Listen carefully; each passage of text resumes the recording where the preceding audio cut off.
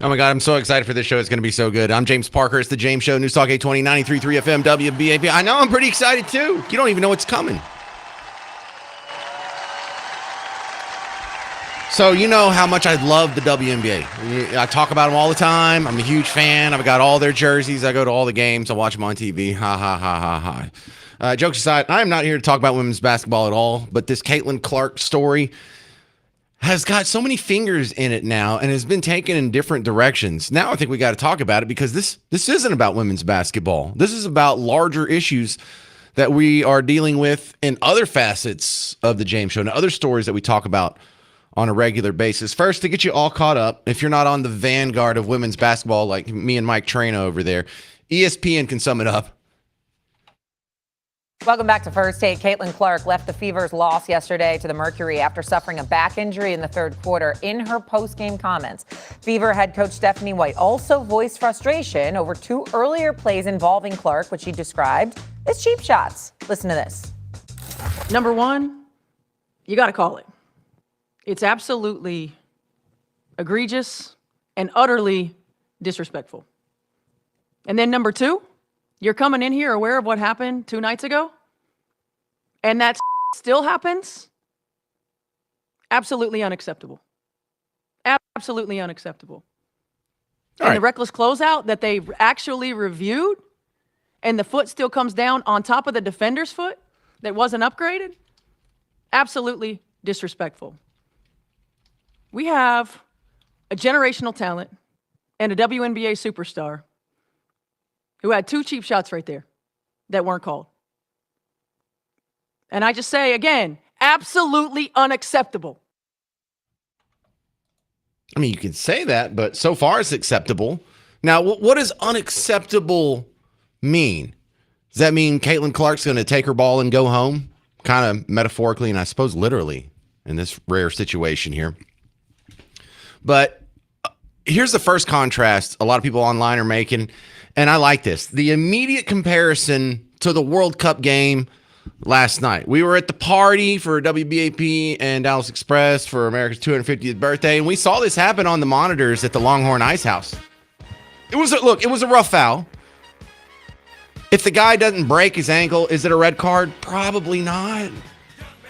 I think the red card was predicated on him doing it on purpose, but a lot of people have already noticed this guy, just for having a bad foul one time, is going to get the same punishment that the girl got who punched Caitlin Clark in the throat and kneed her in the nether regions. And Caitlin Clark has been injured since that happened. She had to leave the game with a back injury. And look, just to recap the glorious moment here, if you weren't watching the game last night, I think the best angle I saw of this was from some guys in the stands when the United States was playing against Bosnia and Herzegovina. I guess that's 2 countries. They only got 1 team. Shut up. But here, let me play this and we'll get back to the Caitlin Clark story. I just love this piece of audio here. Oh, this is it. Oh, by the way, when the music starts is when the ball goes in the goal from a free kick. They're setting up for a free kick. And what we're looking at here is the guy had already gotten the red card. He got kicked out of the game. We're winning 1-0, but now we're on our heels.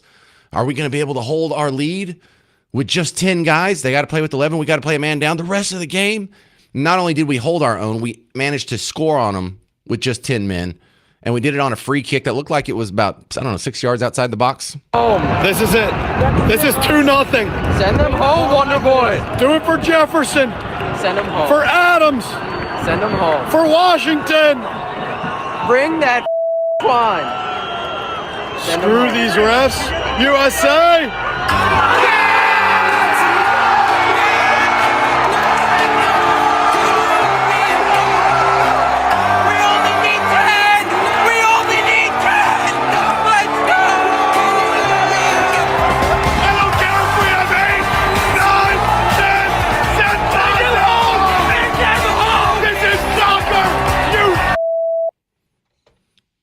So no one's griping that this guy's going to miss a game. We all understand, maybe you think it's a little egregious. But he didn't punch somebody in the throat and he didn't knee him in the nether regions. And the discipline in the soccer arena, we all just observed, seems to be substantially more player safety oriented than what we've seen from the WNBA.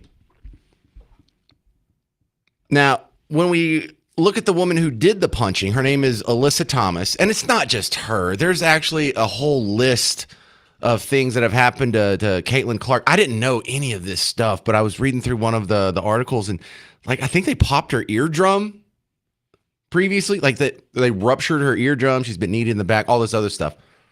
But Alyssa Thomas, the woman who took her down to the ground, punched her, and put a knee down there, made herself the victim. Alyssa, you said that the league still hasn't reached out to you in the aftermath of everything, of the incident and like vitriol and stuff like that on social media. How do you feel like they could better support you in this incident? I think it's not even about the suspension. If that's what they felt was necessary in that moment, then so be it. But I think there's a lot of other plays that you can say the same about. I think the biggest thing is it's just about our safety. We're so concerned about the safety on the court, but time and time again we're having people threatening our lives, leaking addresses out there, putting crazy pictures that have nothing to do with basketball. So at some point the league needs to put a stand on it. They came out with no hate speech, but I mean, what is that going to do? At some point, time and time again players are going through this and the league remains silent. So I'm sick and tired of it, and it's time for them to step up and have our backs in these instances. All right, coming up next on the James Show, you're going to hear response to this ongoing storyline from two guys that I hold in pretty high esteem. Stephen A. Smith, he's going to talk about how this is just plain old resentment against Caitlin Clark for outshining some envious and jealous other players on the WNBA. And then Victor Davis Hanson, a guy that Rush Limbaugh used to cite all the time, weighing in not on the X's and O's of what's going on here, but he sees this as has a racial element to it that spans across other stories, like the Carmelo Anthony story or the Sammy Lee story that's getting ignored, or so many of these other things where all these people see racism in a Sydney Sweeney ad, but not here. So you will hear both of those next on the James Show. News Talk 820, 93.3 FM, WBAP.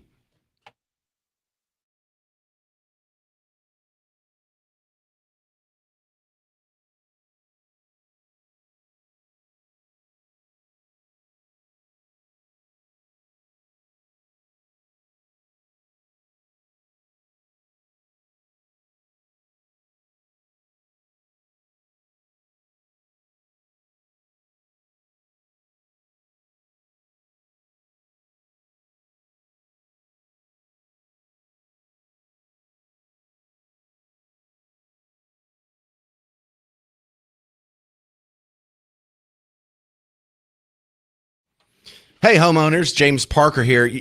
Your house is looking all busted up. This looks old.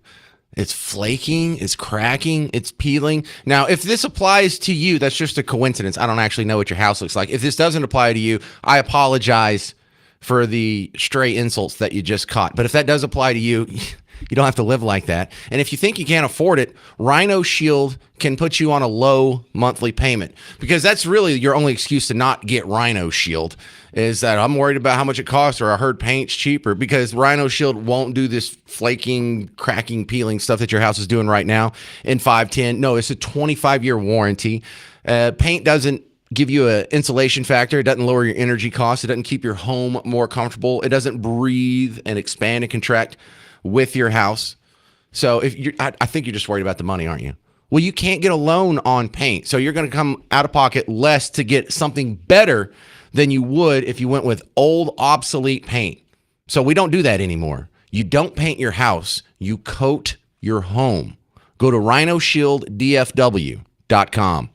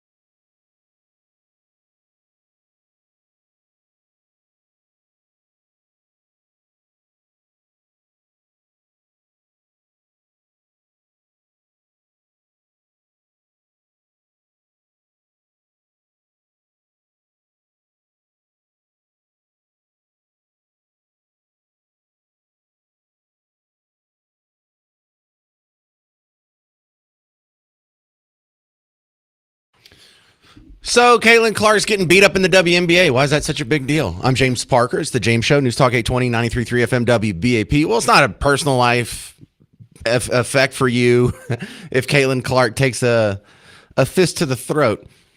But as we walk through some of the reactions to this, you're going to see that this is a broader conversation. You know, that this level of abuse and envy and hatred, it comes from somewhere. So let's go through a couple of guys that I hold their opinion in high regard. Stephen A. Smith and Victor Davis Hanson. We're going to start with Stephen A. Smith because I want to set the palette first. This doesn't have anything to do with the Caitlin Clark story, but we just have to get some ground rules in first so we show that we're being fair. Stephen A. Smith on the new Lakers lineup because LeBron is leaving the Lakers. I don't know if you keep up with basketball. But their top three guys, their top three stars are white. Where the hell the Los Angeles Lakers think they going with a bunch of white dudes? Your three top players are white dudes? Really? This ain't golf. This ain't baseball. Hell, it ain't even soccer. What y'all think this is? It's basketball. In NBA history, when have you seen your three most prominent players on a basketball team all be white? And that takes you to the promised land. Somebody got to say it, so I'm saying it. This is basketball. I'm not complaining. I'm simply making the point. The Los Angeles Lakers, you ain't going anywhere being led by three white dudes in today's generation of basketball. I'm letting you know right now, it ain't happening. And Luka's a bad brother. And Austin Reeves is no scrub. And they both have earned what they have earned. And then with LeBron James or some other brothers I get. But those two and Walker Kessler, you ain't scaring anybody with that. And Rob Pelinka has done made this white dude central. No wonder LeBron James walked out the door. I like that term though. Can we make a promo out of that? Can we put that in one of my James Show bumpers? White dude central. White dude central.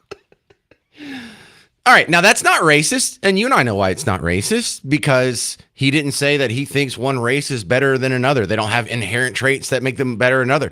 He formed his opinion not because he thinks black people are superior, but he cited the pattern of the NBA and succeeding in that league with an all-white team. When was the last time it happened? When was the last time an all-white professional basketball team won? Or when was a majority white basketball team, your top three guys? You almost kind of had it with the Celtics for a little bit there when they had both Larry Bird and Kevin McHale. That's about as Bruce and I were talking about this before the show. That's about as close as we could get. But it's not racist because he's right. I don't think we've had that situation since what? Just don't want to be uncomfortable here. Since segregation. I know. I didn't do it. Don't look at me. So he is making that logical extrapolation based on the pattern. You just haven't seen white guys succeeding in the NBA at the same level of black guys, and there's nothing racist about saying it. You're just observing a fact. You're just observing a pattern, right? All right, because that's going to come in handy later. Let's get to Stephen A. Smith's reaction to the Caitlin Clark abuse in the WNBA. Listen, I don't watch the WNBA extensively enough to say whether I agree or disagree. But I've often used the line, Shay, that I'll share with you because I don't know if I've ever used it while you've been on the air with me. If it walks like a duck and it quacks like a duck, it ain't a damn mongoose. I've said that many, many times over the years. There is a flagrant level of resentment that exists when it comes to Caitlin Clark. And it has existed since she has arrived in the league. She is the cash cow. Just recently, a couple of days ago, I think, we saw her and another player, I think it was Elisa Boston or whatever, we saw them be the top two vote getters for the WNBA All-Star game so far. Every time you turn around, there seems to be something involving this girl, and there's an elevated level of physicality that obviously compromised her availability last season where she missed a few games. There is a palpable resentment towards this girl where you have people who are resenting of her star power and her cachet. And as a result, if they have an opportunity to go at her, they're going to take it. Now, Okay, so let's take that. He thinks it's just based on resentment. Yeah, I mean, I agree with that. But what are the layers of resentment? Because I think a lot of people see a racial angle to this. A lot of these girls are resenting the fact that they see this as their sport. This is basketball. You heard Stephen A. Smith say this is the black people's domain. This is where they succeed. And there's a little bit of resentment for that. There's a little bit of resentment because she's prettier. There's a little bit of resentment because she's richer. There's a little bit of resentment because she gets more attention. And this all adds up. And I'm not saying this is based on racism, but there is a racial angle to it. Now let's go to Victor Davis Hanson. I got this broke down into two kind of short clips. So here's his reaction to it. They made her the aggressor, and then I think it was the New York Post. They listed everything they have done to her for the last 3 years, and they ruptured her eardrum, they hit her back, they kicked her. It's just flagrant violence. You know what she should do? I really believe that she should do this. She should just announce that she's quitting this corrupt league and go to Europe. And then here is his explanation on where this is all going. Whether it's going to be, intentional that I know they're going to try to hurt her permanently, and they think it's cute because the perpetrator posted something, I think, right afterwards. Do you want that? Kind of, and then she took it down. But and then when you see the Carmelo Anthony, the whole commentary that, I wish I had killed his twin brother on all this. And everybody's just supposed to say, you know what, this is because of slavery or something. Right. So he's making the connection there, at least including that in the resentment conversation. And I think he's right to do so. Because I think what you have learned from watching the reaction to the Carmelo Anthony story and so many other stories like it is things are getting better. Racism isn't something that is ruining your day or anyone's day on a regular basis. But there is, and it's not the black community, it's a minority within the black community that is so tribal, that has been so sharpened. Their racism is just razor sharp toward white people. You don't think any of them are in the WNBA? You don't think that plays any factor whatsoever? Just constantly being told that you're being oppressed and white people are evil. And I think you would be naive to not include that. 800-288-9227. 800-288-9227.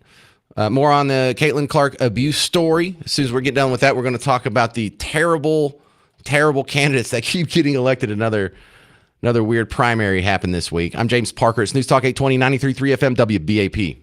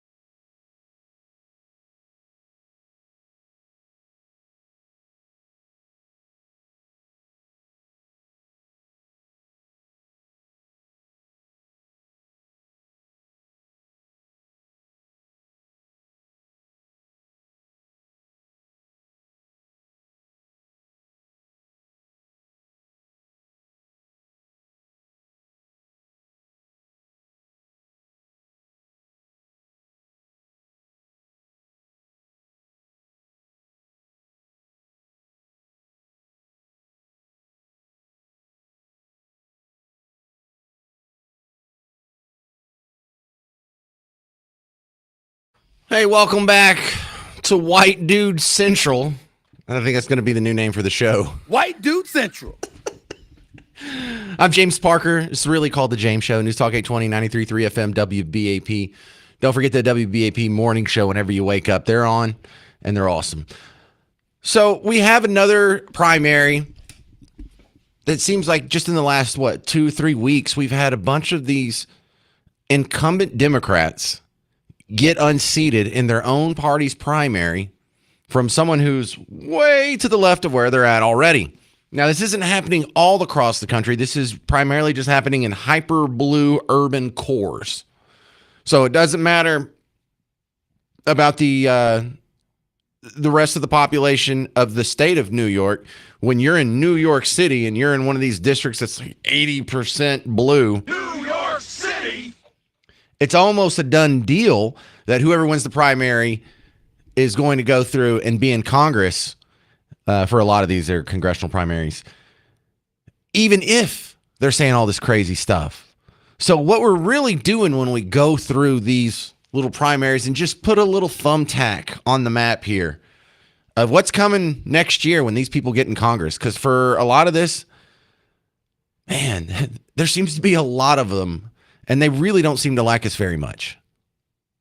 So let's go through some of the newer ones here.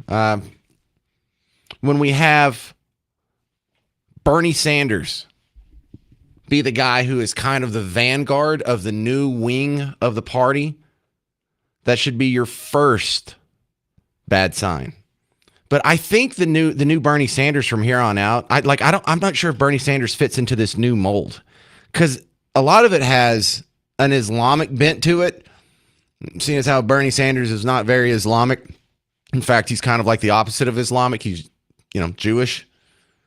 I mean, is there room for him? Is there room for Josh Shapiro, the Jewish governor of Pennsylvania, who was in the conversation to be the running mate for Kamala Harris? I mean, has the party really turned over that much? Maybe, because we're about to find out. If this continues, you know who the new face of Team Blue is? Zoran Mamdani. And we raise taxes on the wealthiest New Yorkers instead of taking more from those with the least.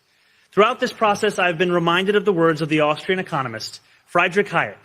If socialists understood economics, they wouldn't be socialists. If these past months have shown us anything, it is that socialists not only understand economics just as well as the capitalists who came before, but that we can solve their years of mismanagement through an embrace of our principles. Yeah, that's right. That's why there's so many people that are fleeing capitalist countries to go to socialist countries, right? Because when we split Berlin in half, we had to build a wall in the middle of it to keep people from going to the capitalist to the socialist side. Is that what happened? I mean, was it 50-50? Was it 60-40? Was it 90-10? Or did absolutely zero people die trying to sneak into East Berlin? You think this is the most intolerable position ever, also considering that ideology killed 100 million of their own citizens in the 20th century alone.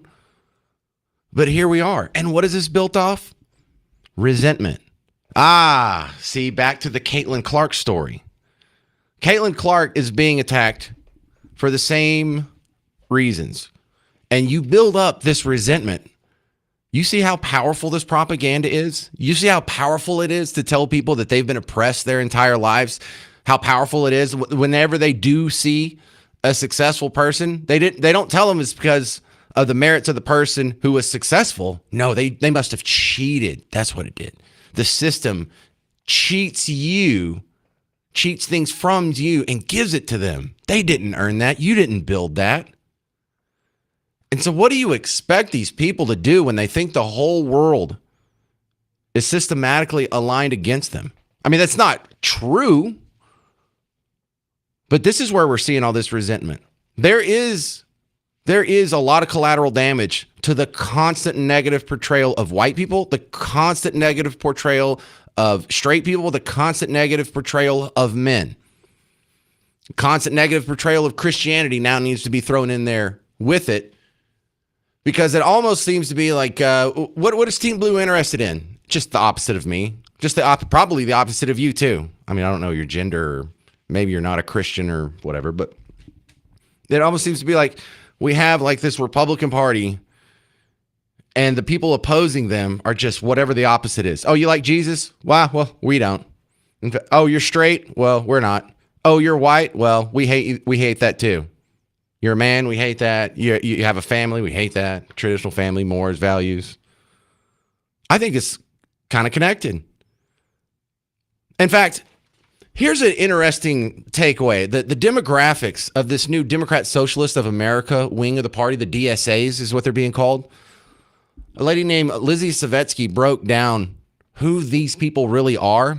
And this extreme wing, this sort of Mom Donnie, Bernie Sanders, AOC wing is exactly what you think it is.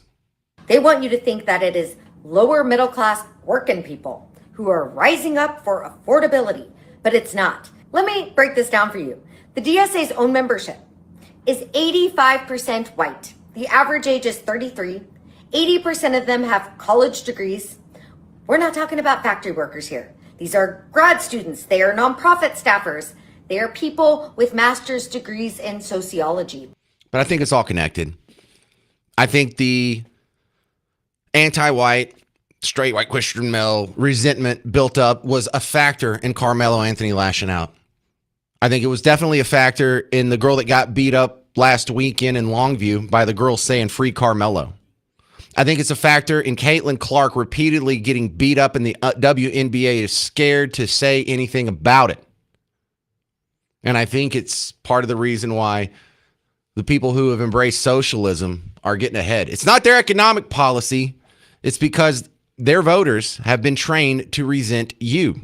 And the crazy part is they probably share your race, the DSA people at least. All right, coming up next.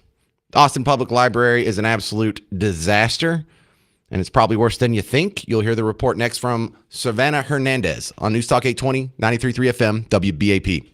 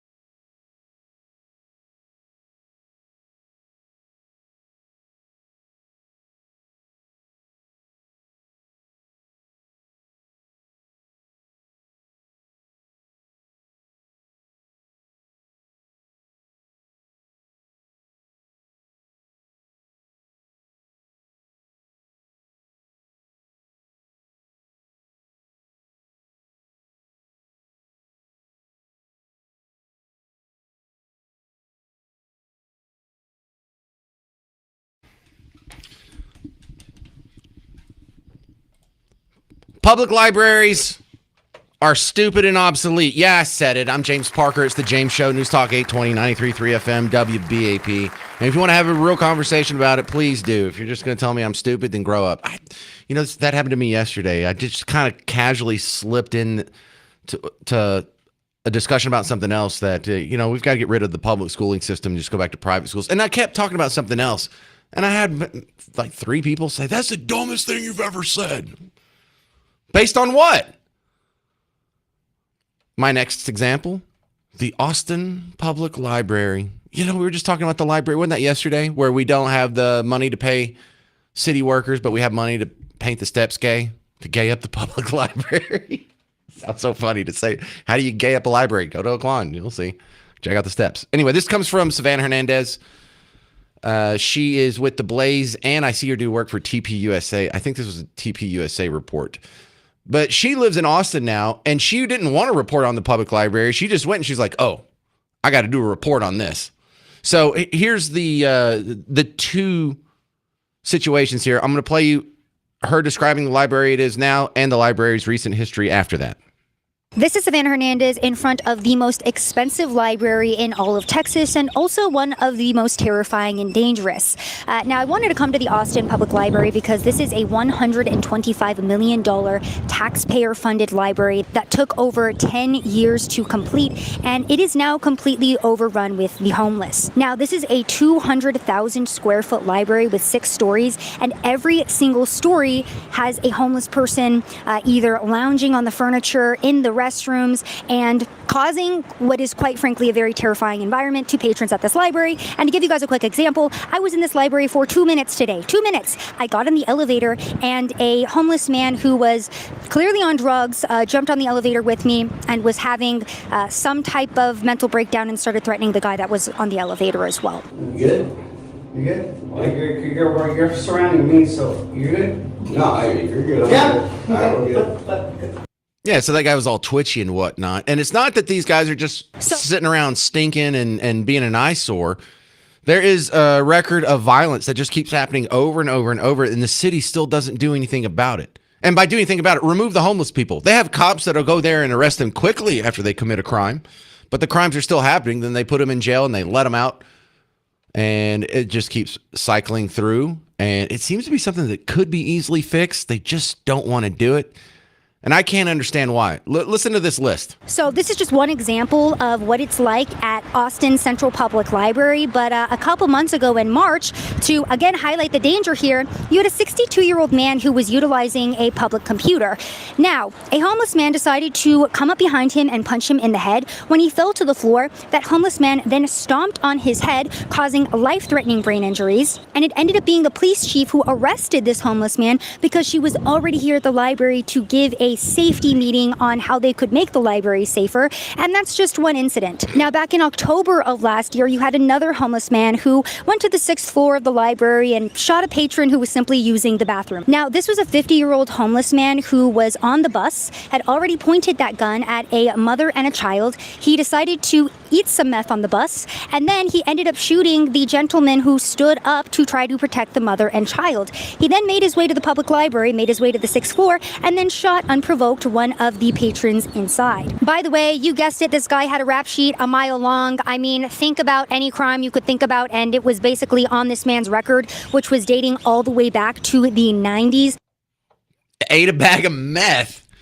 All right, let me put the final context, because I know I'm probably not going to convince you today, but if I do this long enough, you're going to come around on this ending the public library thing, because I'm not saying we should end all libraries. I'm saying we should end public libraries.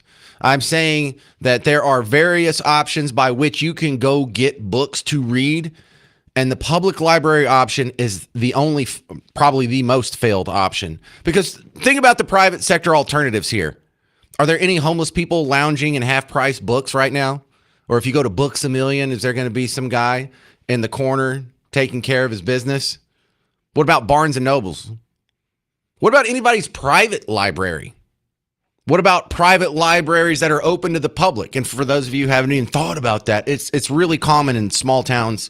I know, at least here in Texas, that the small town, they don't have enough of a tax base or whatever to form a public library. So they'll just take a building, they'll put a bunch of books in it, and they'll have fundraisers for it. And that not one dime of taxpayer dollars will go to it. It'll just be a nonprofit charity library. They don't have homeless people in there eating a bag of meth. So maybe I didn't convince you today, but Austin spent $125 million on a beautiful, it's a cool looking building. The design on it, the bricks, the marble, the swooping staircases, 6 floors, books everywhere, beautiful shelves. It's all clean. It's all well lit. It's well decorated, nice carpet. It looks awesome. And it's all a waste. 800-288-9227. Coming up next, Dallas City Councilwoman Kara Mendelson is going to tell you what the heck's going on with the city employees getting furloughed, City Hall, and all the scandal around that. I'm James Parker. It's News Talk 820 93.3 FM WBAP.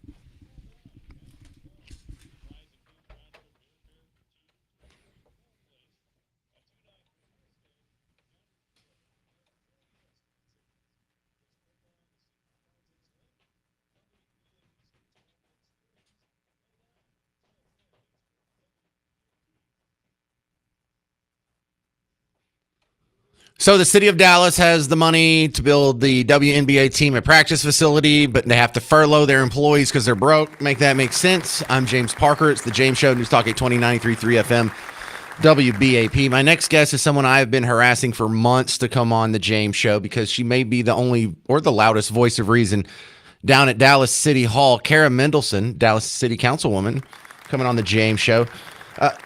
Kara, explain that. Explain how we have money for a WNBA practice facility, but we have to furlough employees.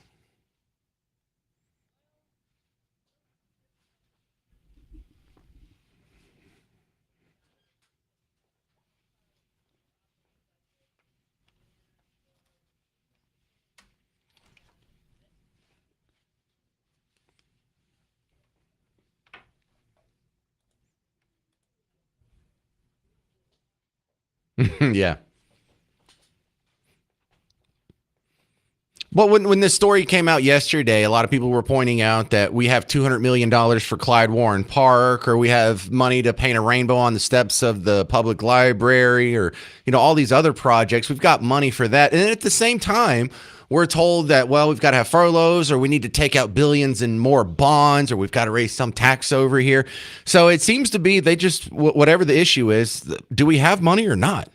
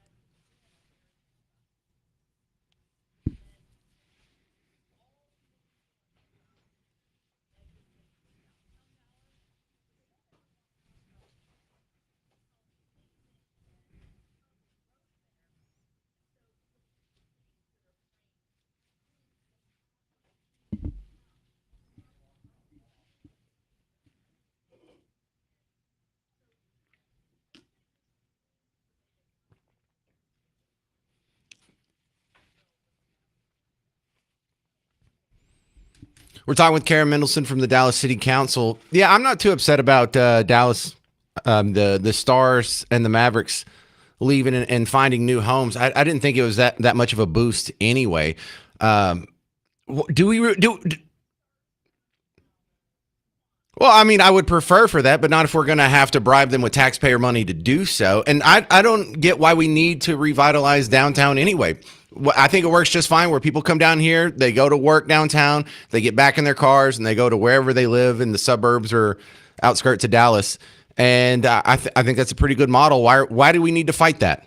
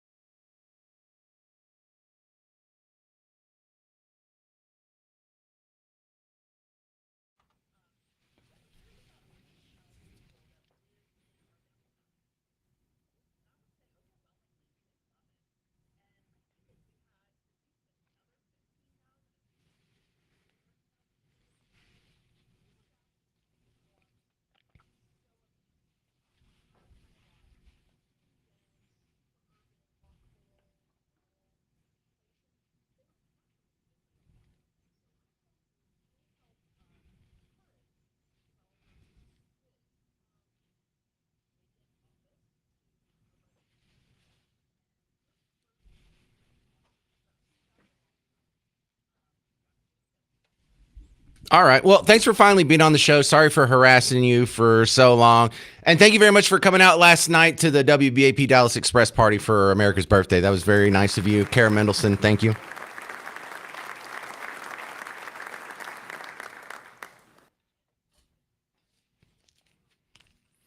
All right. Well, then we'll have to party again in the future. And don't be a stranger on the show. I'll harass you to come back on soon, okay?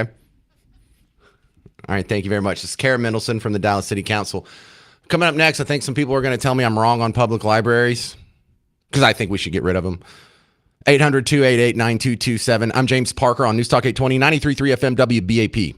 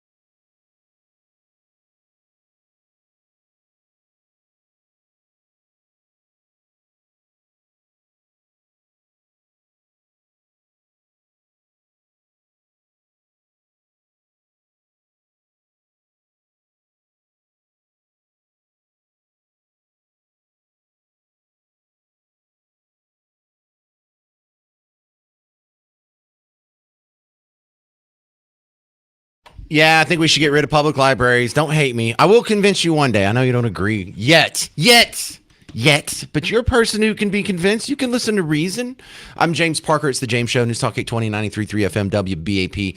I love saying unpopular things. I really do, especially if they're right. Don't forget about the WBAP morning show. They are pro-library, so if I'm offending you right now, do not hold this against them. But this is stemming from a report Savannah Hernandez did about the Austin Public Library, where she lives down there now. She's Turning Point. I think she used to be with the Blaze, and she's with Turning Point USA now.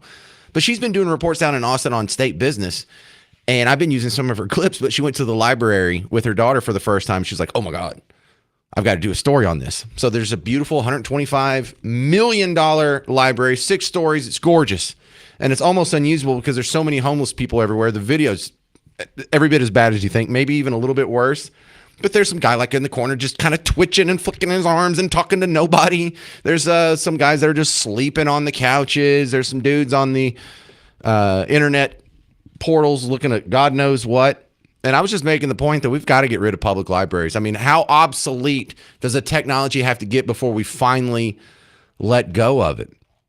And the greatest comparison is look at the private sector. The private sector, when they go to try and fulfill the demand for books, are there homeless people lounging in half-price books? Are there any homeless people eating bags of meth at a Barnes & Noble?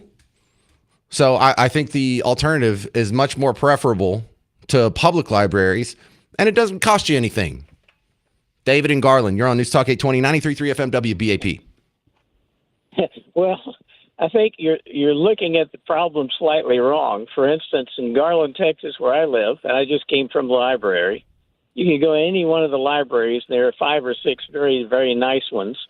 There are no problems with homeless people sleeping in the library or anything else. When I was there, people were reading everything from some people looking at the Wall Street Journal. A gentleman was doing that. Mom had 2 or 3 kids around a table.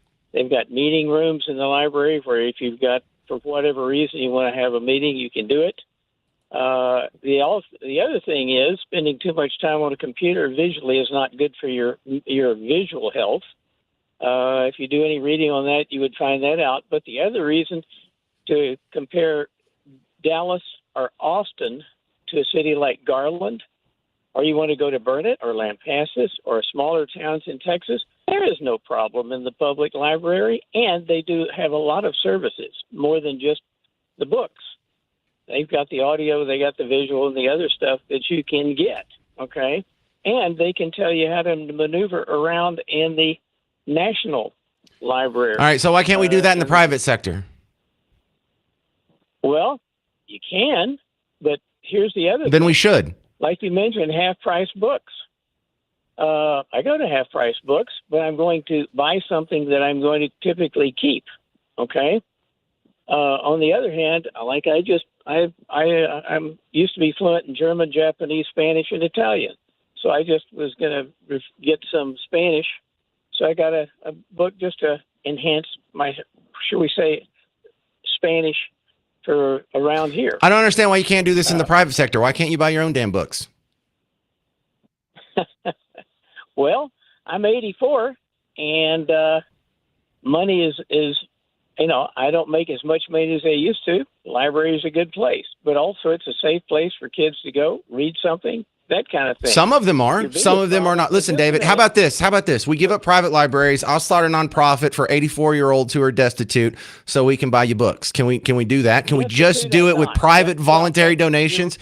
Look, this is the problem with, hang on. This is the problem with socialism. He wants something. I don't. He uses government to force me to pay for something he wants. I'm not going to use the library, but he is forcing me to pay for his recreation. That is the inherent unethical, immoral part of public libraries in any social program. David? Well, here's the other issue that you're overlooking. You're not even going to address my issue? Address how it is moral for you to use government to take money from me to fund your recreation. Well, why should we have public schools? We shouldn't. Right now, they're doing a very poor job. I agreed. Agreed. Now, address my point. Instance. You see, we're trying to find an inconsistency there. You didn't, so my point still stands. No, you didn't let me finish either. Oh, there was We were something more to talking public part of the schools? things- Well, no, what I was going to say, though, is, first of all, in Austin, Dallas, other things, you've got district attorneys who do not enforce the law. You've got homeless people all over the place. Yeah, and they have them. They have them all over the place in Austin. But does the half price books in Austin have this problem, or is it something that is endemic to the public sector? I appreciate it, David. Don't worry, no one's going to take your library away because I think only 5 people who are listening right now agree with me. So, Joe in Garland, I bet you more people agree with you too. You want to light me up? No, I'm a librarian, and I actually agree with you. I don't particularly think public libraries are handy in every town and city in the world. I don't think you know how rare it is to have a librarian agree with me on the public library stance that I've taken that has been wholly unpopular for the 24 years that I've believed this. I totally understand. Oh, you're my new hero. I needed you. You could hear me getting upset at the last guy, right? It just all got washed away. I have one friend out there, and it's Joe in Garland. Now, from the point of view of a librarian, how are you in disagreement with all the other librarians that have ever called me about this topic?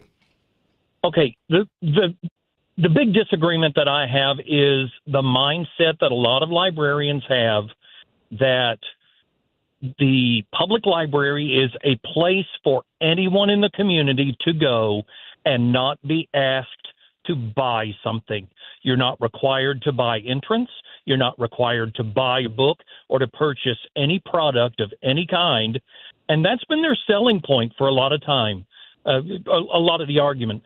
Plus, you can get forms for government loans and voting. And yes, there's a lot of great things that go on in public libraries. I'm not dispelling any of that good stuff. But what I am saying is public libraries originally existed so that people that didn't have access to very expensive books could have access to them for their knowledge. Those books are in Barnes & Noble and in half-price books. And there are tons of community organizations that come together and take donations from volunteers who willingly give their money in donations for people to buy books. Yeah, Joe, I see this in, I don't want to say half of the small towns out in East Texas, but this is a normal thing in tiny towns to have a bunch of people donate. They donate their books, they donate their money. Some people donate to work, at the register or the desk or whatnot, and it doesn't cost taxpayers anything, and it works. The private sector works. Private sector charity is more efficient than public. And thank you very much, Joe. You're my new best friend. Round of applause for Joe. Joe and Garland. Yes. Yeah. Joe and Garland gets 21 points. That is 3 touchdowns. I don't ever think I've given out 21 points before, but I needed that. I'm on a losing streak, buddy.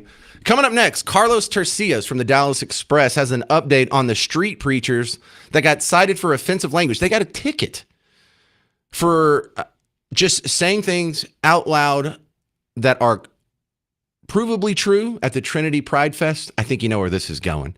I'm James Parker. It's News Talk 820, 93.3 FM, WBAP.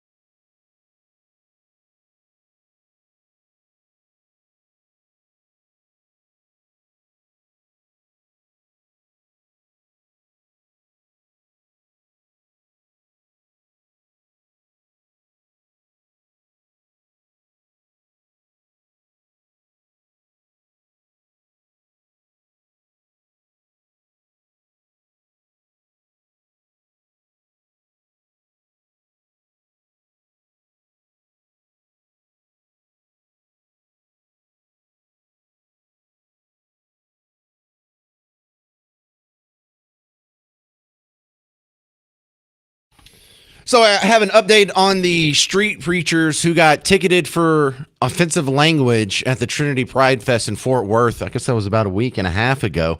My next guest is on top of it because the Fort Worth Police Department has finally issued a response. And here to break it down with us from Dallas Express, Carlos Tercios coming back on. First off, thanks for coming to the party, Carlos. Okay, so just a quick review of the story. Two guys went and they were adjacent to the Pride Fest, the Trinity Pride Fest. The cops moved them off the boundaries or beyond the boundaries of the Pride Fest. And from where the video picked it up, it looked like they had already been moved away from it, and it was like across the street and kind of down the block a little bit. So they were pretty far away from what I saw on the video.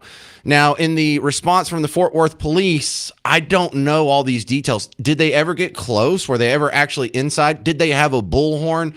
And I have all kinds of questions here. Break it down for me. What do we know?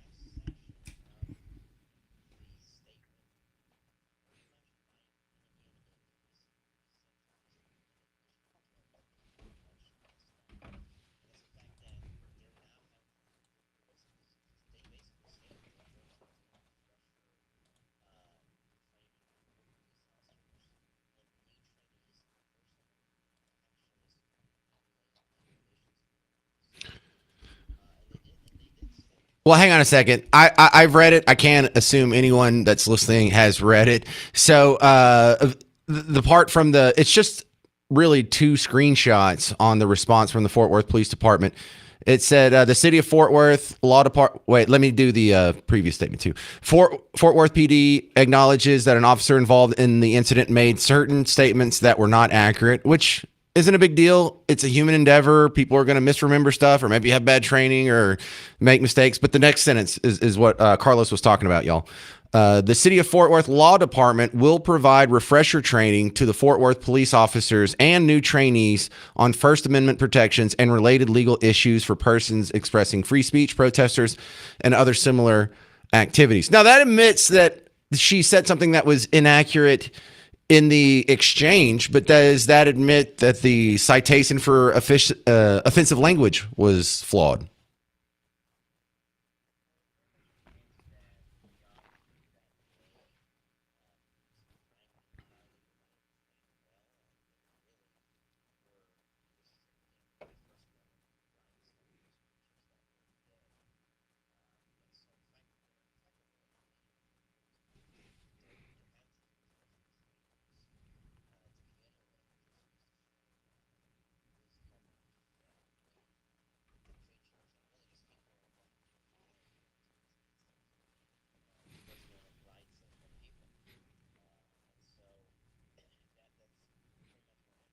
Okay, so in the video, Carlos, I didn't see him use a bullhorn. I don't even remember seeing a bullhorn. I don't know. I wasn't paying that much attention to the details other than the people talking. So maybe it was on the ground in the background somewhere. But did they have a bullhorn?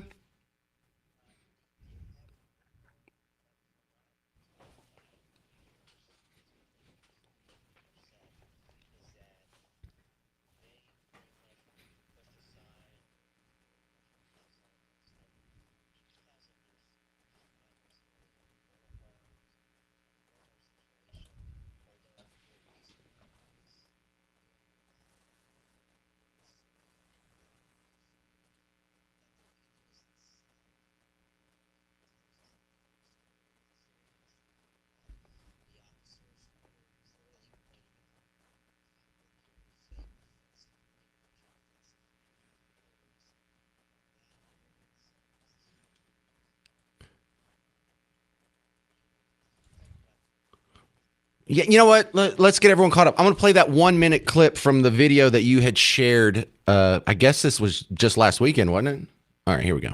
But no, I want to ask, and I'm being dead serious. So if a biological male comes up to me who says he's a woman, and I call him, I say, sir, and he gets offended, is that a citable offense? If I call a biological male a male, and he says I'm offended, I'm gonna whatever. Is that a citable offense if he's offended by that speech? Man, we're talking gray area right now. When I talked about it earlier, when it says that's a vague conversation, vague charge. I'm genuinely curious. Sure, I don't believe I would cite that for offensive language. Offensive language to me is calling somebody N-word, curse words. We don't curse, we're preachers. Sure, no, I agree. But it's more like you call somebody a male. I don't necessarily find that offensive unless they come up. You don't, but what if they do? That's what I'm saying. If they come up and say, hey, I'm offended by that, and you continue to do that, well, then that's just becoming offensive to them. Right. Here's the catch. So it's the, hey, warning, I'm feeling offended by that. Then we're moving into the potential. But so what if I'm offended by what they say? Like they come up telling me this and then the other, swearing at me, will they get cited? Are you offended by it? I'm offended by all of this. What's good for the goose is good for the gander. I'm offended by seeing half-naked men running around with children. I am deeply offended by that. Correct. Unfortunately, there's not much on our side to do anything about it. All right. So I guess I'm an idiot. There was definitely a bullhorn there, but so that's what they're hanging this on. Now, just so you guys that didn't see the video, it's not like he's yelling that in anyone's face. I don't even see any of the Pride people anywhere in the background at all, so they probably weren't in earshot of the bullhorn anyway. But I did hear it, so I was wrong on that.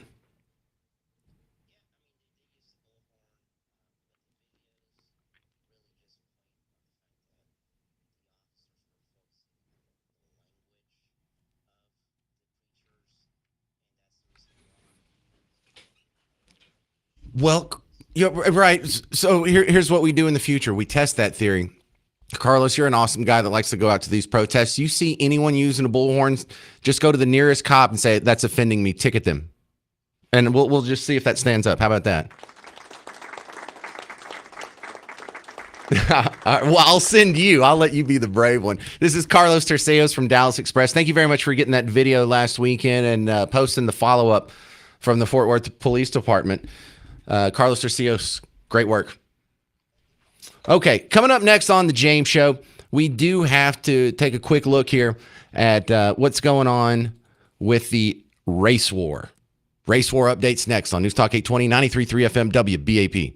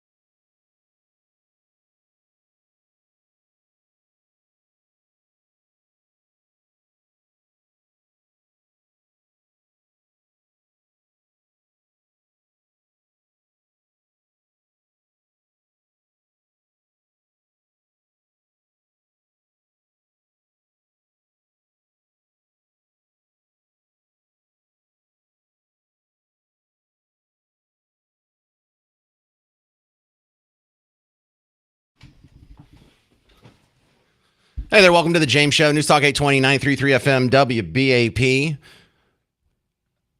You're home for the WBAP morning show. Wake up with my friends. They're on from whenever you wake up until Matt takes over at 9. My update today on the race war is me sort of reminding myself, I'm just going to kind of take you along with me, that actually I feel like we've made a lot of progress really since 2020. That kind of was the valley in race relations in, our lifetime pretty much. I don't know, maybe you're considerably older and we're still alive during segregation and all that. But for me, I think that's the low point in my entire life of race relations that I've observed. And I think we've been climbing out of that hill ever since. And the Carmelo Anthony verdict showed us that there's a lot of people who did not raise their kids to be race neutral. We see them in the comments. We see how the parents raised Carmelo Anthony. We see how Carmelo Anthony reacted. We see that they went and got a race huckster to do the press conference and take care of their kid when this happened. They saw race.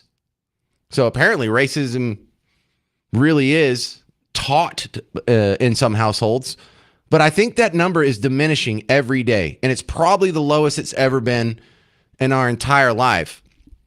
And I think it's really getting harder and harder to even believe in racism anymore. I don't believe in racism. I don't believe you can determine someone's inherent traits based on the color of their skin that renders them better or worse than other races.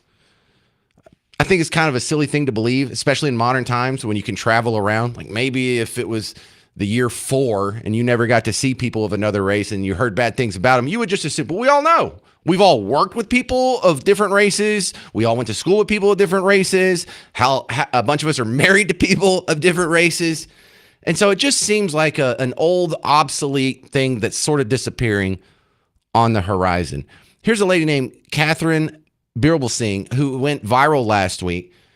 She's like a school marm in England or whatnot, but she just had some speech that blew up. And so she's been doing a lot of interviews lately. And I really like this one statement. Donald Trump is in the White House, and suddenly all these DEI initiatives are falling by the wayside. I mean, immediately. All of the big KPMG and Google and all of these institutions, suddenly, no, we don't want these anymore. Nobody believes in this stuff. It is all performative. It is all pretense. Everybody's doing it because they don't want to be called a racist. They're not doing it because they actually believe that it's right. The thing is, all of this anti-racism, I mean, all we're doing is lining the pockets of Ibram X. Kendi and all these people who are becoming billionaires out of our stupidity and our inability to stand up for what's right. What they're saying is wrong. So I think we've reached peak racism. I think we are on the downslope and things are getting better. And I think this parallels with what you just saw last month. Pride Month was a little more muted this year, wasn't it? Pride Month wasn't in everybody's profile picture. It wasn't in everybody's corporations with their default pictures on social media. Let's change it to a rainbow. I mean, you still saw some rainbows on the hats of a baseball team or, some Pride Month celebration. Maybe a couple street preachers got a ticket. But I think we may have reached peak pride too. In fact, I think we are just sort of coasting to an understanding, and little by little, people are sort of agreeing with your worldview, or at least aspects of it that used to be a bigger problem. And I wonder what this would look like. What is this going to look like if this trend continues? I hope it's not a pendulum that swings back the other way. Because if we can actually just get rid of racism, we can get rid of all this DEI stuff. Think of how much more harmony there would be in this country. When you talk about how Black people have to have a conversation with their kids because white people are so evil and cops are not going to give them a fair shot and whatnot. Well, what happens to just the net happiness or, levels of contentment? What happens to that if you stop telling your kids that? What happens to our level of trust with our neighbor if Netflix and Google and academia don't constantly foment and pour fuel on the fire? I think it's going to be beautiful. I think it's going to be much, much better than it is now. And once we get to this point, this next soundbite is going to be different. Right now, I'm going to play you a soundbite from a Somali. He's living in America. He's living off welfare benefits, and he's mocking you for paying for his lifestyle. Now, me playing this clip right now, there's a lot of people who say, oh, Parker's just doing that because he's racist and he wants to make black people look bad and he hates Somalis because he's racist and they're literally Hitler and the color of their skin and whatnot. And if that goes away, then you would actually have to address what this guy is saying. But the fact that this discussion here is clouded by race, the Nick Shirley videos, the Somali leering centers, that it's all clouded by race or accusations of bigotry or xenophobia, means we're not having the real discussion. And one day we're going to have a real discussion about this fellow. You work all day, you don't got. Thank you for working so hard so I can be home all day, free. I can use my EBT. Go to work for me, white boy, white girl. Yeah, go to work for me, you white animals. Work for me. Yeah, you work for me. And the U.S. government they work for me. All of you work for me. Now go to work. Pay them taxes. Take care of me and my people. All right? This is my land. I control this place. This is my reality. You all gonna be enchained. I'm gonna lock all you guys up if you don't pay your taxes. You better pay your taxes. If it makes you feel any better, that guy has since been deported. But can you believe a guy that's saying that? Go to work. And then cussing you based on your race. So he's being racist right there. And he's living off of your backs and he's taunting you for it. And there's people that are going out and defending him.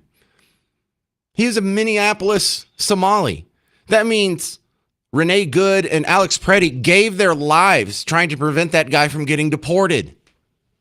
That is how insane the cloud and fervor and emotion of these racial accusations have been. And we will all be much better when that goes away. Paul and Prosper, you're on News Talk 820, 93.3 FM WBAP. Yes, I think racism should have ended with the election of Barack Obama.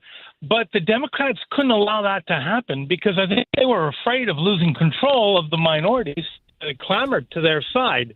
By perpetuating racism and really supporting the race industry, they keep up that separation, that tension, and they keep the people under control who they claim to be able to help, once again, from the very problems they themselves create. Okay, so I think the reaction to Obama and really the criticism of Obama, I should say, was treated with fear. And fear is what has caused us to do all the dumbest things that we have ever done in our entire life through governance. It was fear after 9/11 that made us give away our Fourth Amendment protections with the Patriot Act. And it just keeps getting renewed every year, even though that was 25 years ago. It is fear that caused us to close our schools, our businesses, and lock down our churches from COVID and ruin our economy. Fear did that. It is fear that has people out here going nuts over data centers when they probably live within walking distance of one, many of these people. And it has caused them to take in socialist positions of Bernie Sanders, AOC, and the Chinese Communist Party on data centers based on fear. And that's the big problem with racism. The people who were supporting Carmelo Anthony weren't going on the facts of the case. They were going because they have been trained to fear white people, fear you and me, Paul. Yes, and the Democrats use that to their advantage to hold on to power. Yeah. Because for them, power is the end of their what they're seeking. They don't care about helping people. They just want to hold on to power, and they use that fear to move people in different directions. But it works, Paul. That's the part that's the real punch in the gut. And thank you for calling, Paul and Prosper. That's the punch in the gut, is it works. But the second the black vote goes to 50-50, Paul's right. The Democrats lose all kinds of power.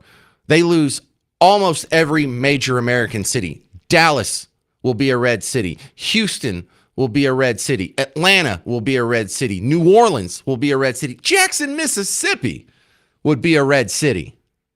And they can't let that happen, and that's why they have to foment this. That's why they have to lie and obfuscate. That's why they're not telling you about the Sammy Lee case that I'm going to update you on next. It was a hate crime. Free Carmelo. A little white girl got targeted for the color of her skin based on racial animus, and they still haven't admitted it's a hate crime yet. I'm James Parker. It's News Talk 820, 93.3 FM, WBAP.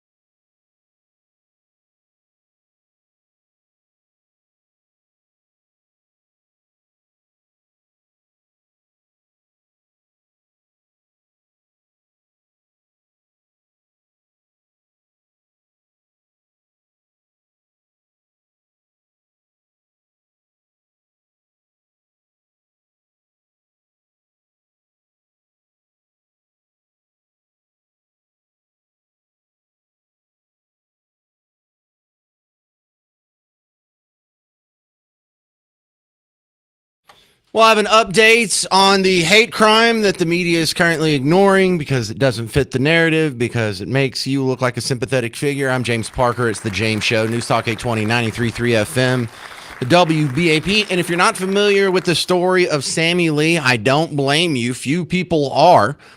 But it's a story that had its genesis just a couple weekends ago. There was a young lady, 21 years old, I believe she is, 5'3", just a little girl, walking out of a bar called Whiskey J's in Longview. There were some girls that set upon her, attacked her in the parking lot, beat her up pretty good, put a big gash in the back of her head. She has a black eye. She has a cut right above her eye. There was blood all over. She might have had a bloody nose, too. I don't know if that was blood that had dribbled down from the cut above her eye or if that was coming out of her nose, but her nose looked like it had taken at least a contusion or two. She had the neck brace on, sympathetic figure. It got cycled around social media for a few days before anyone else picked it up. Fox News did one story on it one time. We've had a couple of minor mentions here and there in the media, but they don't say the most compelling parts of the story. One, that it was racially motivated. Number two, the girls, while they were attacking her, were yelling, "Free Carmelo." Gee, you think that might be of interest?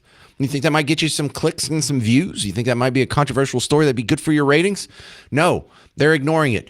The narrative that white people are evil and black people are victims is more important than money to these people, apparently.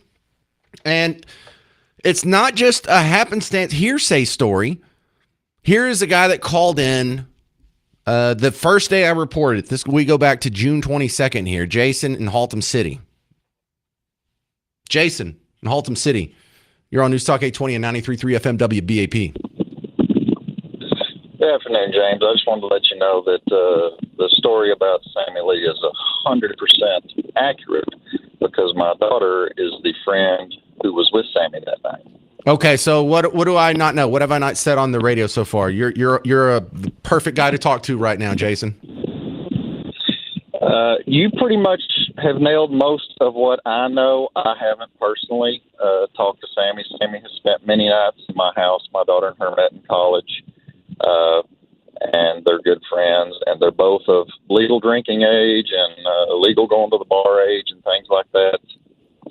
I know for my daughter, she is extremely shook up. You know, she's very lucky she wasn't assaulted as well. She was trying to pull them off of Sammy, and thankfully some very kind men showed up at the scene very quickly and helped get that separated. But they were asking my daughter if she wanted some too, and that sort of thing. But Sammy did get injured pretty bad, and they're both scarred mentally for that. They're both small town girls, not used to that sort of thing, just going out and having fun, and not used to having to deal with hatred and violence to that. Jason, is there any insight on why they targeted Sammy?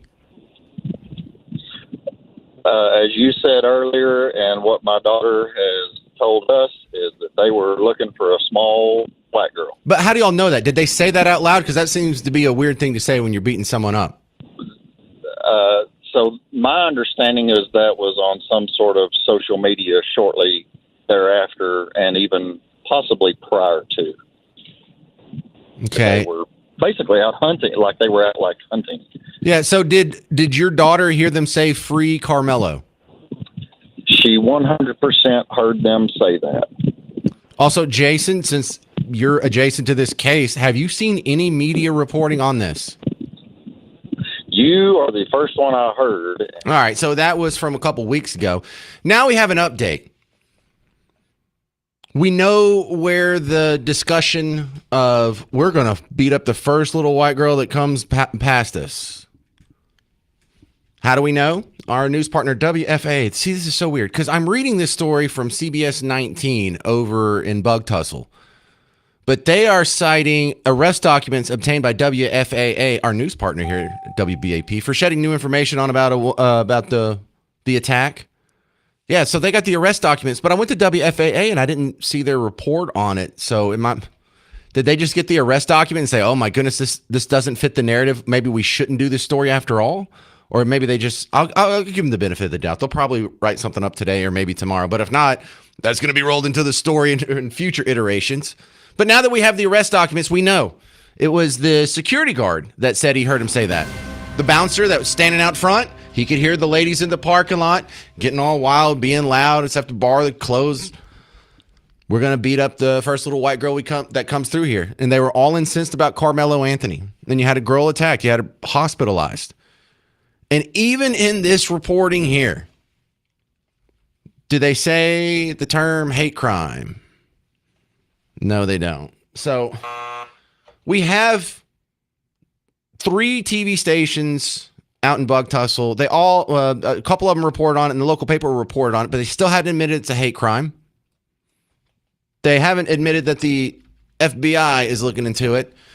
But we do have, finally, for the first time, just posted yesterday during the James Show, a CBS affiliate actually admitted that it was a free Carmelo. They said free Carmelo. So progress here. But look at how much they are slow rolling the truth on this.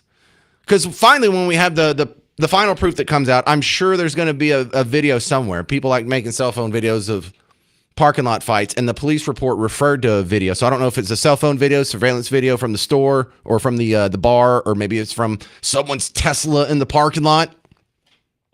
But when we have that come out, that should be the nail in the coffin. But you know what they're going to say then? Well, it's not news. It's an old story. Why would we report on that? That's old news.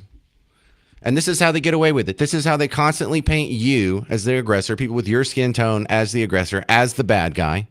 And it's having negative consequences. This is why we gripe about how Netflix whitewashes, or with whatever the opposite, blackwashes doesn't sound right. But when they change characters, so the bad guy's a white guy. Every commercial where there's a stupid idiot making a fool of himself, it's a white guy. The constant negative reporting on white people being racist, like the Stars Nazi salute guys, but ignoring this one, this is going to keep happening until they stop doing that. And their narrative is more important than actually ending racism. Their power is actually more important than calling out racism when it doesn't fit the narrative. Pretty gross, huh?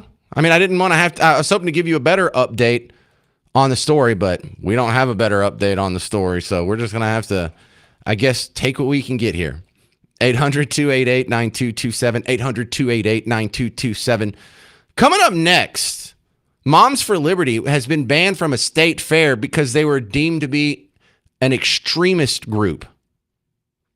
We'll talk about that next on The James Show. News Talk 820, 93.3 FM, WBAP.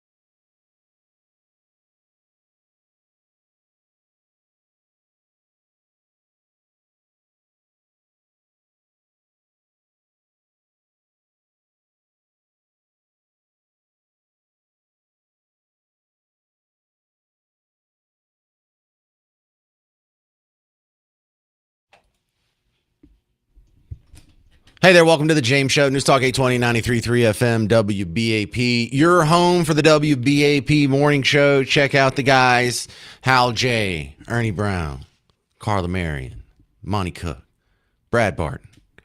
And, some of them might be on vacation one day or two there, but, when they're all together, that's a hell of a team. All right. Should I just go to the phones here? I wanted to go into my next topic, but now I'm kind of thinking about it not. I want to talk about Tallarico's bragging about how gay his church is, but looks like I might have a good call on the phone here. Jill in Weston, you're on News Talk 820, 93.3 FM, WBAP. Hey, thank you so much. Appreciate what you guys do. I just want to say it's just a really sad state that the world, or this country especially, coming up on its 250th birthday, where we're at. And people are saying, well, you're racist if you don't like someone, you don't want a person that happens to be Muslim or Islam and practices Islamic beliefs. It's not about race. It's about patriotism and how quickly we forget, and we just turn it to where we spin the narrative to where it's just convenient for us. And we have all these people over here from all these other countries for FIFA, and we still can't figure it out. All these people are like, oh my God, the Americans are this, stand up, get enough, grow some balls and be proud of where we're at. And, it's amazing that people, how do you not understand, how can you rally to keep someone who is here illegally, whether it's a work visa that they've, abused, and how are you not going to be on Team America? But that's all I wanted to say about that. Well, I think there's an answer to that. That sounded like a rhetorical question, but I can answer it. Near constant programming, from Sesame Street through the public school system, definitely through academia, through almost all of your favorite actors, all of your favorite musicians. They've all been singing from the same sheet of pro-government, anti-American music. The shows on Netflix, the way they rewrite and reboot Superman now, where he doesn't say truth, justice, in the American way. That's what he said when you were a kid, but that's not what he says to my kids. And so it's taken a lot. It's not like a small effort. It's not like, whoa, how did they just trick all these people? Are you kidding? It's been a constant avalanche of anti-white, anti-American, anti-Christian. Yeah. The social media, the internet. We didn't have, we had to look things up. We actually had books in high school, and we actually had to read. Well, let me stop you on that one, because I think the internet is what's pulling us out of this. And I don't think we were more racially harmonious in years past. We had segregation and lynchings and all that. So I think there was a temporary interruption to what had been melting race relations since the Civil War. And there was just a tiny blip where I think in the record of history, we will see the sort of Barack Obama to George Floyd valley as a blip in an otherwise straight trajectory of racial harmony. And I think the internet's going to help get us there.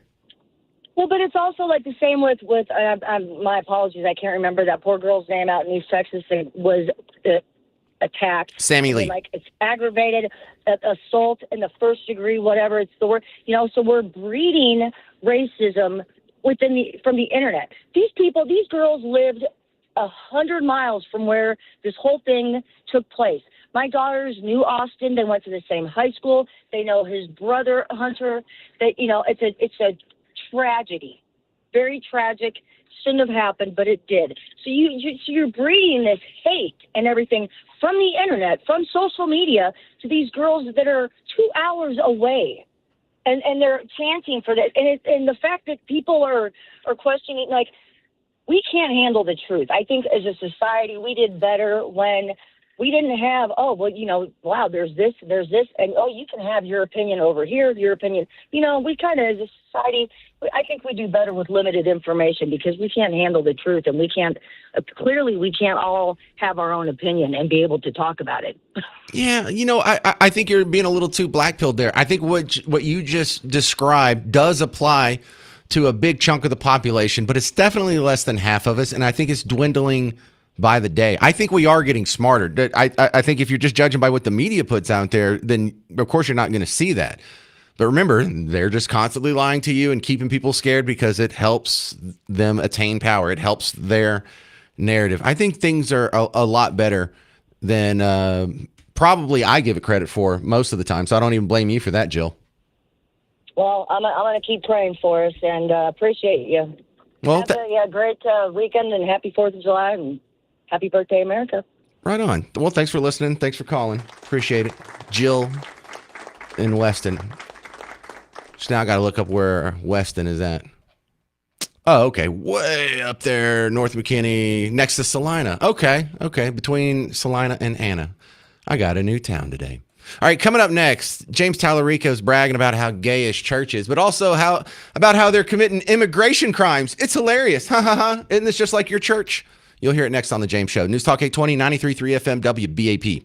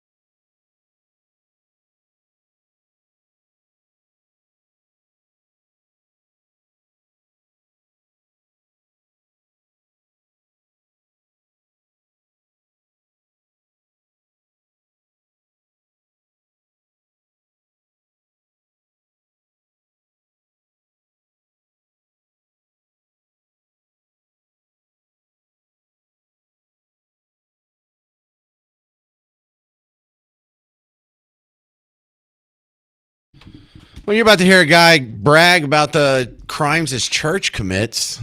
I'm James Parker. It's the James Show, News Talk 820, 93.3 FM, WBAP. Look, I wasn't going to vote for the guy anyway, so it's not like this is some earth-shattering moment here. But James Tallarico, the more clips they dig up on this guy, just the weirder it gets. And it's starting to bother me now because it's reaching a level of heresy to where you really have to have a big pair. I mean, you have to have like a Glad bag with a couple of cantaloupes in it to present yourself.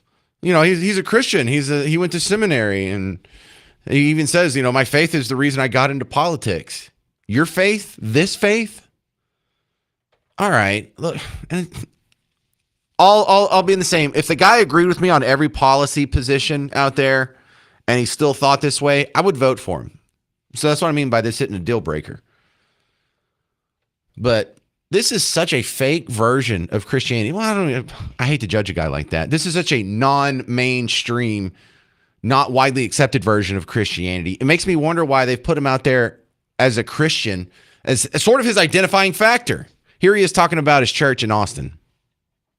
I mean, my faith is why I'm in politics. So I grew up at St. Andrew's Presbyterian Church, which is right outside Austin city limits, up 35. Our church was really active in LGBTQ rights in the 90s. We caught some attention by letting an atheist join our church in the 2000s. And then in the 2010s, again, stirred some controversy by housing an undocumented family, a mother and son who were close to being deported by ICE. Yes, harboring illegal immigrants, breaking the law, promoting LGBTQ issues in the 90s. Do you do that for any other sin? Do you go out and like, hey, what about all the drunkards out there? Or what about all the other heterosexual fornicators out there? I love that word fornicator. We should use that more. Not you, Garrett. It sounds awful when you say it. But yeah, what was all that? We allowed an atheist in our church? Excuse me? What? I want to do the cartoon thing where you shake your head back and forth. Blah, blah, blah, blah.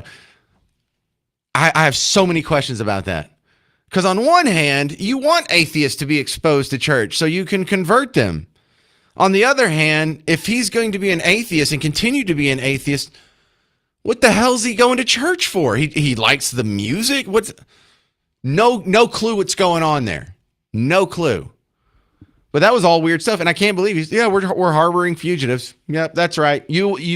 All you other Christians went to the ballot box and voted in people to enforce our immigration laws and to enforce our border and to, just treat everybody equally. And we were fighting against that the whole time. Dude, even if you did that, you don't know enough to keep your mouth shut? Yay! Yes. Yeah, that part. Oh, yeah. Thank you, Garrett. Garrett got a noise for me. Maybe not that one. I think the first one. You don't have to do it again. Credence in Albany. You're on News Talk 820, 93.3 FM, WBAP. Hey, thanks for having me on. I just wanted to say, in my experience, the United States of America is the least racist country in the world. Agreed. And I've seen that firsthand by the people I've sponsored in J1s, or just I don't know what you're saying. I'm sorry. What's a J1? Oh, a J1 visa for employment. But he was a great guy, but different views than people from the United States. And then I was working in Union Square in San Francisco, and just waiting for a cab, and I was accosted by a Somali guy, and that was the first thing he led with was white trash, white this, white that. And, the rest of the world the United States is the least racist country in the world. And I just wanted everybody to hear that and look for opportunities to experience that because, we're very welcoming to everybody. And as long as you do it the right way and you contribute. Oh, Credence, you're preaching to the choir here because we point out on the James Show all the time, not only is, Western civilization and Western European white people, not only are we not racist, not only are we not responsible for the slave trade, we're responsible for ending it. We're the ones who freed you. We're the ones who died by the hundreds of thousands to end slavery. White Republican males died by the hundreds of thousands to end slavery and give you your freedom. That I don't see that happening anywhere else in the world. Why are we the bad guys? Why not the 12 million black slaves that were taken out of Africa in the Arab slave trade? And you know why you don't have a whole lot of black people in the Arab populations where they brought the slaves, but we have them here? Because they neutered all of them. They cut off their junk and they didn't allow them to reproduce. And they were just going to go take them out into the desert and work them to death. I think you got a much better deal over here. I'm not saying like slavery is the greatest thing that happened to you, but the descendants of slaves in America are better off than black people anywhere else on the planet. And I'm tired of acting like we're the bad guys. So yeah, I mean, I agree with you, Credence. I think we all agree with you though. All right, coming up next, I want to talk about the party that happened last night. It was great. It was the WBAP and Dallas Express teaming up at the Longhorn Ice House to throw a birthday party for America's 250th birthday. Rich O'Toole did a set, country music, Texas country. It was fantastic, and you'll hear all the fun stories coming up next on The James Show. News Talk 820, 93.3 FM, WBAP.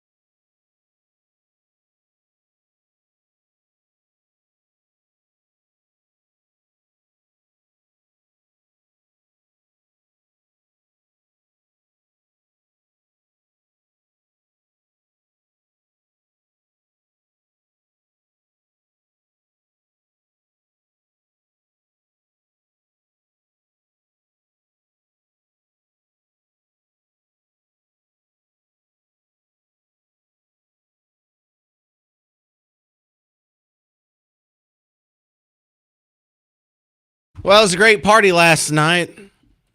I hope you got to be there. I'm James Parker. It's the James Show, News Talk 820, 93.3 FM, WBAP.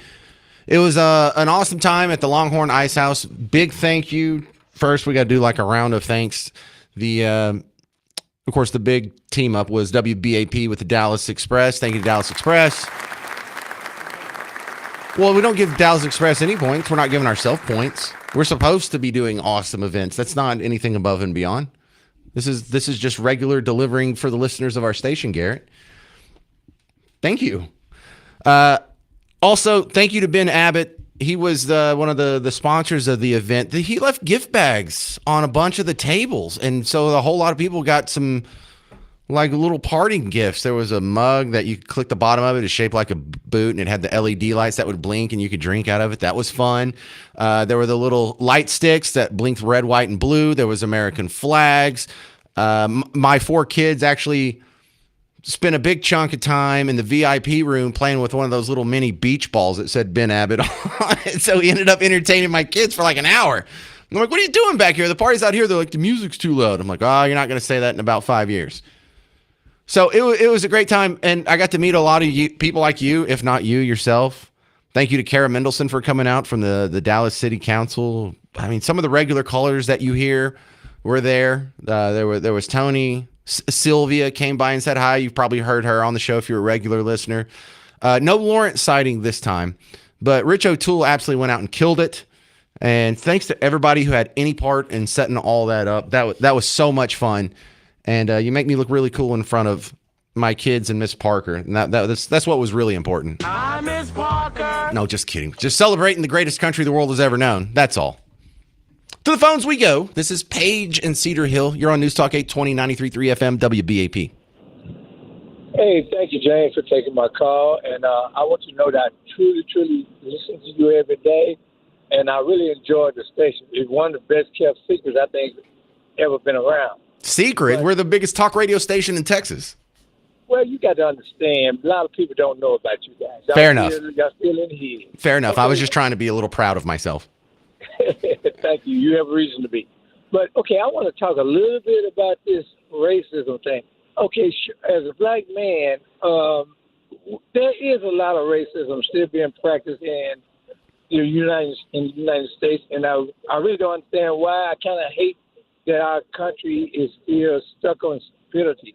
Okay, but I want you to understand that the war that Lincoln and everybody were fighting really wasn't all about slavery. It was about Lincoln didn't want to give up his presidency to the people in the South who elected their own president. You know, Lincoln said, we're going to have one president, and it's going to be me. And so that's really what that fight was all about. That's it? Lincoln wasn't an abolitionist? Lincoln didn't have a series of debates with Stephen Douglas leading up to the presidential election that were centered around abolition? The Republican Party wasn't founded in 1854 with the express purpose of abolition? When they had the secession statements from 11 states that seceded, did you read those? Because they said it was about slavery. Well, okay, but you and I know differently because, Lincoln was not the first person to offer freedom to the slaves if they joined in on the rebellion. You know, Lord Fillmore also offered it too, but they didn't win. Now, the thing about Lincoln was that the people in the South had a lot more to lose because, you know, that was their livelihood. Their farm, their plantations and homes or whatever you want to call them. Democrats is what we call them.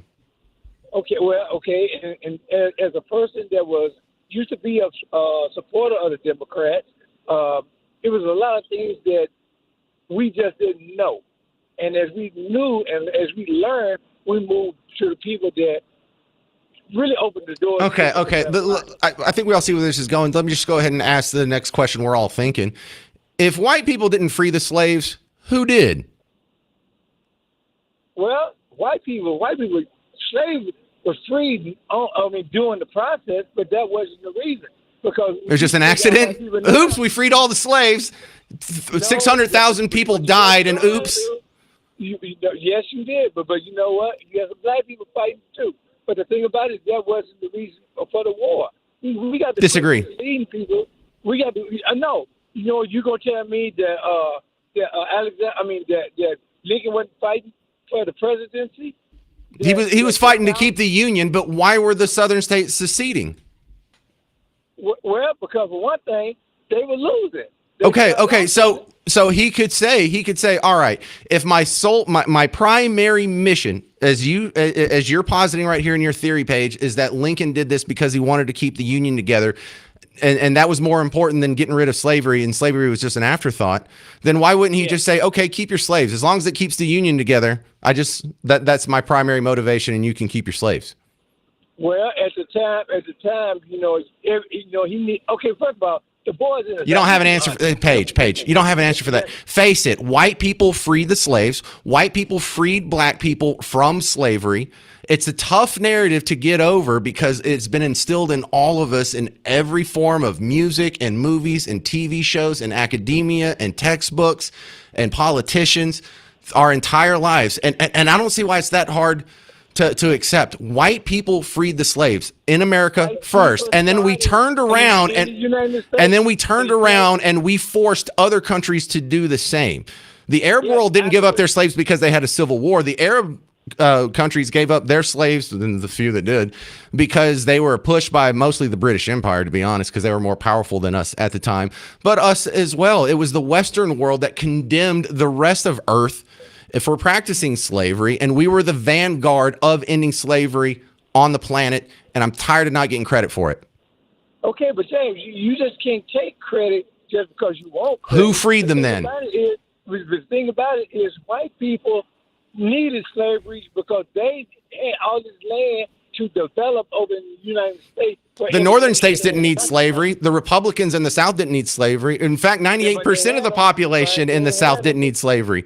The independent farmers didn't need slavery. The old 300 that came here, most of them didn't have slaves in Texas. So no, we didn't need slavery. Slavery was they came with servitude. And those people that could only. Okay, but my point still stands. Who freed them? Who freed who? Who freed the slaves in America? Going by history, Lincoln did with emancipation. Well, all the white people did that. All the white people did that. What you want to say? But white people also. So I think you're admitting. So we did that. You're welcome. Hey, Paige, you're welcome. I can't be welcome because you still practice it. I can't be welcome. Oh, I'm a slave. I have slaves. I go through it every day. Every now and then, my friend, when I'm listening to you, I have to tell myself that this is an intelligent man talking, and because sometimes you be sounding like you got some racism. Yeah, well, you've been trained to think that your entire life. And if I don't say it enough, let me say it again. I am not a racist. Racism is a failed, obsolete, kind of dumb idea. I do not believe people have inherent traits that can be determined by the color of their skin that renders them better or worse than other people. And Paige, you just keep sticking around because I don't know why it's so hard to handle the truth that I don't hate you. White people, just generally speaking, aren't full of hate. We're not a bunch of buzzing around bigots, run around in robes and then just lying about it. We're not burning crosses. We're not doing any of this anymore. We don't hate you. Now, can you stop with that and listen to our economic policy and, God forbid, maybe balance the budget? Okay, you can't speak for all whites, James. You can't what? You cannot speak for all whites. Well, no, I'm speaking in generalizations, and I'm sure, of course, there's some white people out there that are racist, but I think it's less than 5%. There's not. Can you name one person in an elected office anywhere in America that will, if you ask them, "Are you a racist?" they'll say yes? No. Because there's not one. So that is how few and far between racism is in the white community. In fact, if this was a racist country, would we be ignoring the Sammy Lee story? If this was a racist country, would we only talk about hate crimes when they go in one direction? If this was a racist country, wouldn't you know the name of one unarmed white man who was killed unjustly by a cop? Because you can name George Floyd, you can name Freddie Gray, you can name Alton Sterling, Philando Castile, you know all those names, Michael Brown. All right, so this is the apex here. Paige, name one unarmed white guy that was unfairly killed by cops. I can't name one. Because they never told you that. They only tell you the bad stuff. And this is why you're skeptical, is because you've been fed a steady. Has it never happened? You think it's never? You think an unarmed white guy's never been unjustly killed by cops? Oh, honest. Okay, so now you admit, just please admit, the media never tells you those stories because it would make me a sympathetic figure to you. We should never base our truth on the media because you can't go by. No, we have to base our look. The media is very important here because you can name all of those other injustices, but you can't name one that makes me a sympathetic figure. You can't name one against whites, and that's because you were trained. That's because they've omitted all of those, and it's only through that strong censorship and misconstruing of the facts. Because the lie of omission is still a lie. That's the only reason you still hate us. And guess what? Or you think we hate you, and we don't, Paige. We don't hate you. I'm James Parker. This has been the James Show. News Talk 820 93.3 FM WBAP.